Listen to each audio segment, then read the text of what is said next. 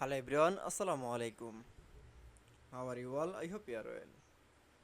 Welcome back to my channel in this new video.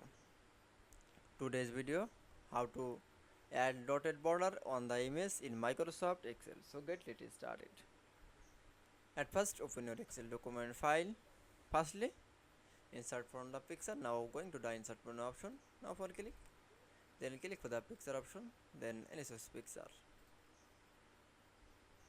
Now insert this picture from the at the dotted border from the picture border option. Now click for the order option. Then again picture border dash option. Now click for the dotted option.